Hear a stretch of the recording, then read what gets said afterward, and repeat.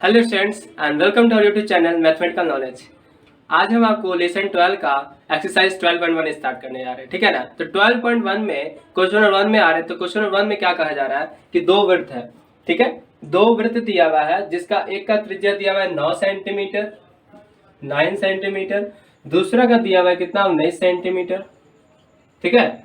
कहा जा रहा है क्या, क्वेश्चन को समझिए कि दोनों वृत्त के परिधि को ऐड करने पर, योग करने पर एक नया वृत्त का परिधि वृत्त बन रहा है जिसका परिधि क्या है, दोनों वृत्त को ऐड करने के बराबर आ रहा है। मतलब कि अगर इसका हम परिधि निकालते हैं, समझिएगा क्वेश्चन को, प्लस इसका परिधि निकालते हैं, तो इस दोनों वृत्त के परिधि को अगर हम ऐड कर दे रहे हैं तो एक नया वृत्त जो बन रहा है, बड़ा वाला बोलिए चाहे नया वाला वृत्त बोलिए, उसका परिधि क्या आ रहा है, दोनों के वृत्त के परिधि के ऐड करने के बराबर आ रहा है, ठीक है, योग के बराबर आ रहा है। और इसके बाद आपसे पूछा जा रहा है कि त्रिज्या कितना होगा, ठीक है ना। तो त्रिज्या निकालने के लिए हम इसका देखिए नाम दीजिए R3 हो गया, ये आप कह सकते हैं R1 और ये हो जाएगा R2।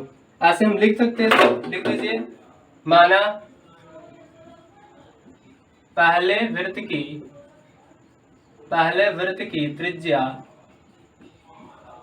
बराबर R1 और R1 कितना दिया हुआ है तो 9 सेंटीमीटर लिख दीजिए, तथा दूसरे वृत्त की त्रिज्या, ठीक है ना। तो दूसरे वृत्त की त्रिज्या बराबर R2 बराबर कितना हो जाएगा 19 सेंटीमीटर, ठीक है। क्वेश्चन समझ में आ रहा है। इतना कहा जा रहा है क्या कि दोनों वृत्त की परिधि को ऐड करने पर नया वाला वृत्त बन रहा है, ठीक है ना। बहुत सिंपल सा है। अब नया वृत्त का परिधि क्या है, दोनों वृत्त के ऐड करने पे आ रहा है। तो हम उसी तरह करते हैं, एक चीज और लिख देते हैं क्या, तो तीसरा वृत्त है, या तो तीसरा लिखिए या तो नया लिख सकते हैं आप, लिख देते हैं नया वृत्त, ठीक है ना। तो नया वृत्त की त्रिज्या बराबर क्या हो जाएगा R3 हो गया। क्लियर है। अब कुछ नहीं करना है आपको, बस बराबर कर लीजिए पहले वृत्त की त्रिज्या, पहले वृत्त की परिधि, ठीक है ना, पहले वृत्त की परिधि प्लस दूसरे वृत्त की परिधि, आपको दिख रहा है दूसरे वृत्त की परिधि, ठीक है ना। तो ये दोनों वृत्त का जो परिधि होगा उसको ऐड करने पर नए वाले वृत्त की परिधि आएगा, नए वृत्त की परिधि। क्लियर है इतना। अब कुछ नहीं करना आपको, इसका मान पुट कीजिए। आप जानते हैं कि वृत्त का परिधि फार्मूला क्या होता है 2πr, लेकिन यहाँ पे r क्या है तो R1 लेना है आपको, तो यहाँ पे R1 लिख दीजिए, प्लस दूसरे परिधि फार्मूला वही होगा वृत्त का 2πr, यहाँ पे R2 लिख देंगे और इधर लिख देंगे 2πr3। क्लियर है।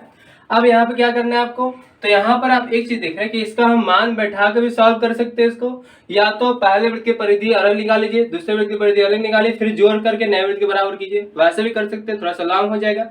इसको आप शॉर्ट में इस तरह से भी कर सकते हैं कि दोनों को एक साथ लिख करके हम बराबर कर लिए, क्योंकि ऐसे भी करा जा सकता है। अब यहाँ पर ध्यान से देखिए कि 2π इसमें भी है 2π इसमें भी है, तो हम 2π कॉमन कर सकते हैं, 2π हम कॉमन कर लेते हैं। जैसे ही हम कॉमन करेंगे यहाँ से बचेगा R1, यहाँ से बचेगा R2 और इधर क्या हो जाएगा 2πr3।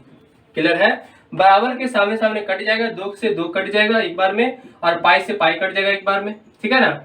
अब इधर क्या बच गया R1 प्लस R2, इधर क्या बच गया R3। इसका हम मान पुट करते हैं। R1 का वैल्यू कितना दिया हुआ है क्वेश्चन में 9 सेंटीमीटर, तो आपको 9 लिख दिए। R2 कितने दिया 19 सेंटीमीटर, तो 19 लिख दिए। इधर क्या लिखा हुआ R3 लिखा तो R3 लिख दिए। क्लियर है।